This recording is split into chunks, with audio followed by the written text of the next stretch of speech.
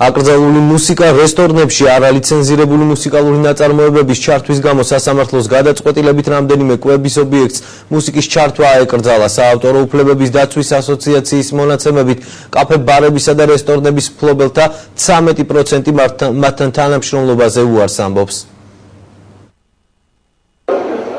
რესტორან შუმერულში მუსიკის ხმა არის მის გამორთულია დარბაზში დამონტაჟებული მონიტორებიც.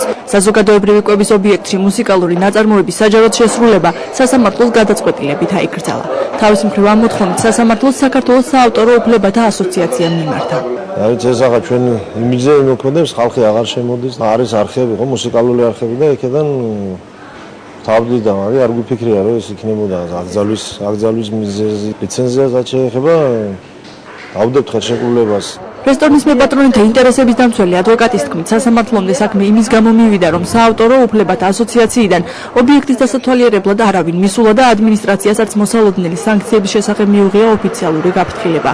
თუმცა გაირკვა, რომ სასამართლო პროცესამდე ერთი თვით ადრე ასოციაციამ შუმერულს ასეთი შინაარსის წერილი გაუგზავნა.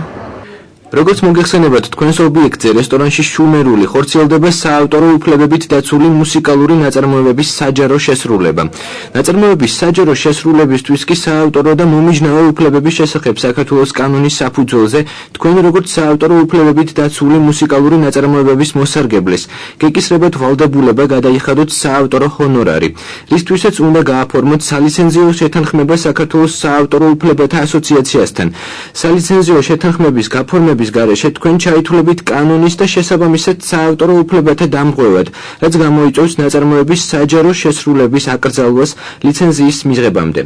ასევე საქართველოს კანონმდებლობის საფუძველზე დაგეკისრებათ თითოეული ნაწარმოების საჯარო შესრულებისთვის საკომპენსაციო თანხის გადახდა დადგენილი საავტორო ჰონორარის ანანაკლებ 10 მაგი ოდენობით. გთხოვთ 7 სამუშაო დღის ვადაში გააფორმოთ სალიცენზიო შეთანხმება, წინააღმდეგ შემთხვევაში იძულებული ვიქნებით მიმართოთ კანონით გათვალისწინებულ ზომებს. ეგ გაფრთხილებად არ ჩაუთვლეთ, რადგან იყო უბრალოდ ხელშეკრულების ფურცელი, რომელიც მოითხოვდა მხარე გაეფორმებიათ ხელშეკრულება და ესეთი ტიპის გაფრთხილებებზე შეიძლება როცა ადამიანი ინფორმირებული არ არის, უბრალოდ ჩვეულებრივად ჩათვალოს, რომ მორიგი ჩვეულებრივი თხოვნა რაიმეს შესახებ.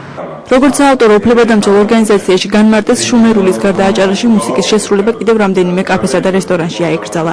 კვების დაწესებულებების მეპატრონეების ინფორმირება დაიწყეთ ჯერ კიდევ 2 წლის უკან. კანონმდებლობით ნებისმიერი კვების დაწესებულება, რომელიც ასრულებს მუსიკალურ ნაწარმოებებს ნებისმიერი საშუალებით, ეს იქნება ცოცხალი შესრულება თუ ტექნიკური საშუალება, მაგნიტოფონით, CD პლეიერით თუ ასე შემდეგ, ვალდებულია გადაიხადოს საავტორო ჰონორარი. სხვადასხვა მოცულობის კვების დაწესებულებისთვის სხვადასხვა დადგენილი ტარიფი, ის საშუალოდ შეადგენს 180 ლარს ყოველთვიურად.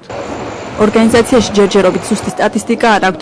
რეგიონის რამდენ საზოგადოებრივ კვების ობიექტში ჟღერს ლიცენზირებული მუსიკა, თუმცა უფლებადამცველების თქმით, მფლობელთა 13% მათთან თანამშრომლობაზე უარს ამბობს.